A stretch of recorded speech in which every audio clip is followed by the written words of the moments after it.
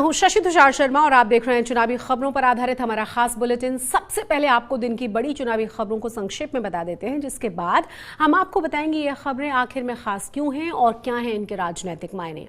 134 दिन के बाद बहाल हुई राहुल गांधी की संसद सदस्यता। कांग्रेस और इंडिया गठबंधन में जश्न का माहौल। संसद में राहुल गांधी का स्वागत किया गया।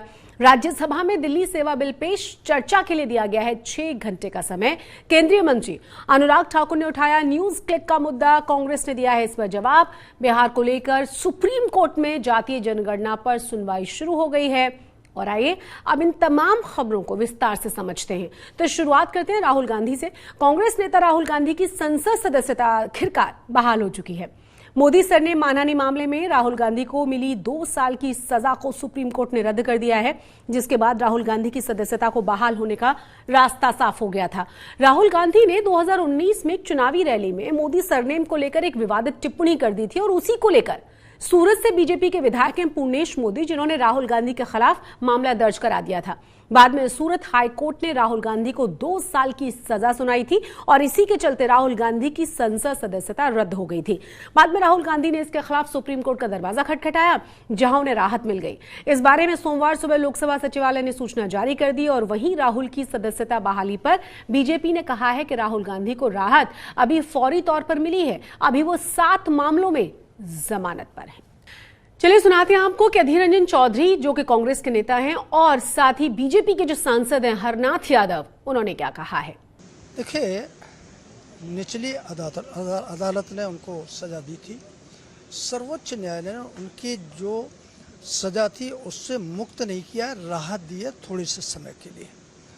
तो उनको जश्न मनाने की आवश्यकता नहीं है। और राहुल गांधी अभी 7 मुकदमों में और जमानत पर चल रहे हैं, तो उनका जो जश्न मनाने का जो माहौल है कब ख़त्म हो जाएगा कोई पता नहीं है। तो ये कांग्रेस जो जनता को गुमराह करने की कोशिश कर रही है, जनता की नज़रें बहुत पैनी हैं और जनता उनके हर कृत्य को देख रही है और इसके परिणाम भी उनको भुगतने पड़ेंगे। सर्वप्रथम ये कहना चाहते हैं कि हमारे सदन में, हमारे संविधान में जहाँ भी जाइए, अब इस सदन की हर परिसर में आपको ये देखने को मिलेगी, सत्यमेव जयते। राहुल गांधी जी के खिलाफ जो घिनौना साजिश रची गई थी, आज साबित हुई है कि ये साजिश नाकाम हो चुके हैं। खुशी की दिन है, बड़े खुशी की दिन है यार। सर, आप लोकसभा स्पीकर से भी अब कहेंगे? बिल्कुल मांगूंगा। लोकसभा स्पीकर को आज ही मैं चिट्ठी लिखूंगा और सोमवार लोकसभा खुलते ही ये मांग करूंगा। इसी वक्त मैं सदन में हूं, मतलब सदन की परिसर में हूं। अभी अभी जाकर स्पीकर से नहीं तो कम से कम फोन पे उनसे इस मुद्दे पे हम बात करने के लिए तैयार है, करने जा रहे हैं। इधर राहुल गांधी की सदस्यता बहाल होने पर कांग्रेस में जश्न का माहौल है। दिल्ली में कांग्रेस नेताओं ने एक दूसरे को मिठाई खिलाकर बधाइयां दी हैं। साथ ही साथ देश भर में कांग्रेसी नेताओं को और कार्यकर्ताओं ने जश्न भी मनाया है। कांग्रेसियों ने इसे बड़ी जीत बताते हुए मोदी सरकार पर जमकर निशाना भी साधा। न केवल कांग्रेस बल्कि विपक्ष के कई नेताओं ने भी इसका स्वागत करते हुए राहुल गांधी को बधाइयां दी हैं। विपक्ष ने कहा यह है कि राहुल गांधी के आने के बाद इंडिया अलायंस को मजबूती मिल जाएगी। सदस्यता बहाल होने से जुड़ी सूचना आने के बाद राहुल गांधी पूरे 134 दिन के बाद संसद लौटे हैं।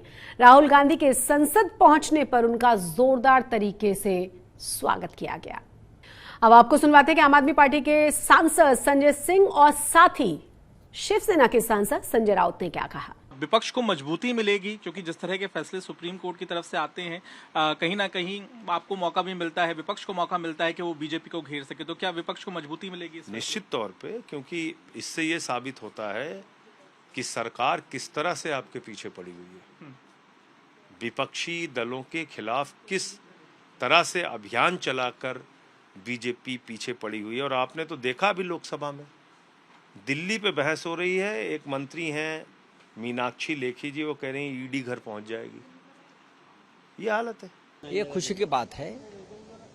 पूरी लोकसभा हो, राज्यसभा हो, हम सब के लिए एक ऊर्जा मिली है। राहुल गांधी का इतना क्या बड़ा अपराध था कि उनको लोकसभा से उनकी सदस्यता खत्म कर दी। एक राजनीतिक भाषण है, डिफेमेशन केस है, मानहानि की केस है, लेकिन उनको मैक्सिमम सजा दी आपने, क्योंकि आप राहुल गांधी को सदन में नहीं रखना चाहते, आप डरते हो उनसे। आपके मन में डर है कि ये व्यक्ति अगर सदन में रहेगा तो सवाल पूछता रहेगा और हमारे पास कोई जवाब नहीं है। अब बात करते हैं दिल्ली सेवा बिल की। पिछले कुछ समय से सुर्खियों में बना दिल्ली सेवा बिल आखिरकार ऊपरी सदन यानी कि राज्यसभा में पेश कर दिया गया। इससे पहले लोकसभा में यह बिल ध्वनि मती से पारित हो ही चुका है।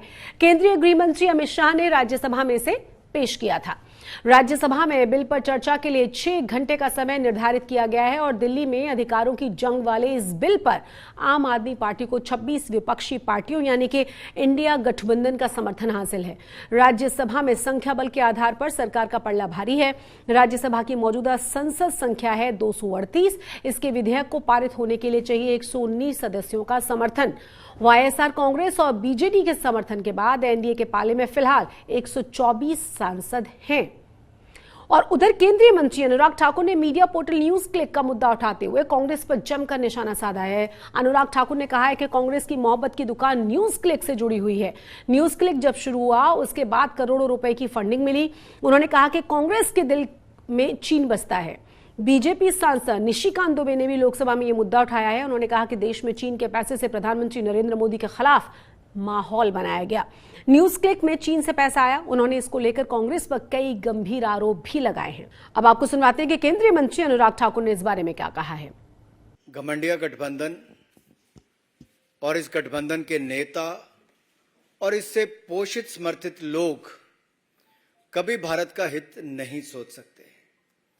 भारत कैसे कमजोर हो, कैसे भारत के हितों को नुकसान पहुंचाया जाए और कैसे भारत विरोधी एजेंडे को कैसे हवा, खाद, पानी दिया जाए, ये सब चिंता इससे जुड़े लोग करते हैं और इसमें दिन रात लगे रहते हैं।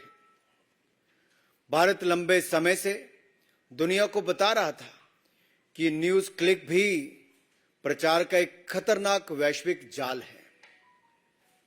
और आज मैं आपको बताने जा रहा हूं कैसे घमंडिया गठबंधन, अगर मैं कहूं तो कांग्रेस, चीन, न्यूज क्लिक सभी एक भारत विरोधी गर्भनाल से जुड़े हुए हैं। अब बात बिहार की करेंगे। जातीय जनगणना की बात कर लेते हैं क्योंकि बिहार में जातीय जनगणना को लेकर बड़ी खबर सामने आई है। सुप्रीम कोर्ट में बिहार जातीय जनगणना और आर्थिक सर्वेक्षण के हाई कोर्ट के फैसले के खिलाफ सुनवाई हुई, जिसमें सुप्रीम कोर्ट ने बिहार जातीय जनगणना पर फिलहाल रोक लगाने से इनकार कर दिया है। कोर्ट ने कहा है कि जनगणना का 80% काम पूरा हो चुका है। 90% भी काम पूरा हो जाए तो क्या फर्क पड़ता है। अब 14 अगस्त को सुप्रीम कोर्ट में इस मामले पर आगे की सुनवाई होनी है। माना यह जा रहा है कि बिहार में जातीय जनगणना पर फिलहाल रोक नहीं लगेगी। गौरतलब है कि बिहार में जातीय जनगणना के मसले से सामाजिक न्याय की राजनीति करने वाली पार्टियों को ताकत मिल सकती है। मुमकिन है कि इंडिया गठबंधन की मुंबई बैठक में नीतीश कुमार इस मसले पर चर्चा करें और इस मसले को उठाएं। अगर देश में जातीय जनगणना के मुद्दे को इंडिया गठबंधन की ओर से उठाया गया तो लोकसभा चुनाव पर इसका सीधा सीधा असर पड़ सकता है। सुनाते हैं आपको बीजेपी प्रवक्ता अरविंद सिंह और साथ ही साथ जेडीयू के प्रवक्ता अभिषेक झा ने इस पर क्या कहा है। माननीय सर्वोच्च न्यायालय में जो फैसला आने वाला है उसमें दूध का दूध और पानी का पानी होगा। लेकिन बिहार में जब जातीय जनगणना के निर्णय लिया गया था तो माननीय मुख्यमंत्री नीतीश कुमार के साथ सहयोग में भारतीय जनता पार्टी थी और सबसे मुखर होकर के इसके बात की थी, वकालत की थी। लेकिन आज जो लोग विरोध कर रहे थे वो भी सीना पीट रहे हैं, ठोक रहे हैं। यह बहुत बड़ा दुर्भाग्य है। हम लोग सरकार के साथ थे और जातीय जनगणना के साथ थे, लेकिन कुछ लोग सियासी साजिश के तहत जनगणना नहीं होना देना चाहते हैं। वैसे राजद और कांग्रेस के लोग गुड़ भी खाएंगे और गुलगुल्ला से परहेज करते हैं। ऐसे लोगों को अपने गिरबान में झांकना चाहिए। भारतीय जनता पार्टी सर्वोच्च न्यायालय के फैसला का स्वागत करेगी और जातीय जनगणना के लिए जब एक कमेटी बनी थी और सरकार ने जब निर्णय लिया था, भारतीय जनता पार्टी ने उसका भरपूर समर्थन किया था। भाजपा के लोगों ने हमेशा इस बात का ढोंग किया है कि वे लोग बिहार में जातीय गणना के समर्थन में। जबकि वास्तविकता ये है कि यूथ फॉर इक्वलिटी संस्था के माध्यम से इन लोगों ने सुनियोजित साजिश के तहत हाई कोर्ट में जातीय गणना के खिलाफ याचिका दायर की, लेकिन अंततोगत्वा न्याय की जीत हुई। हाई कोर्ट से बिहार की सरकार के हित में, बिहार के लोगों के हित में फैसला आया और जातीय गणना का कार्य प्रारंभ हो चुका है। अब इन लोगों की कोशिश होगी कि सुप्रीम कोर्ट में फिर से आज सुनवाई है, कैसे सुनियोजित साजिश रची जाए और जातीय गणना के काम को रोका जाए। लेकिन हमें न्याय प्रणाली पर पूरा भरोसा है, सुप्रीम कोर्ट के माध्यम से भी फैसला बिहार के हित में आएगा। इसी के साथ हमारी इस खास पेशकश चुनाव आज तक के इस खास बुलेटिन में बस इतना ही। लेकिन चुनावों से जुड़ी हुई तमाम बड़ी और अहम खबरों के लिए आप बने रहिए चुनाव आज तक के साथ। और अगर आपने अभी तक इस चैनल को सब्सक्राइब नहीं किया है तो जरूर इस चैनल को सब्सक्राइब कीजिए। नमस्कार।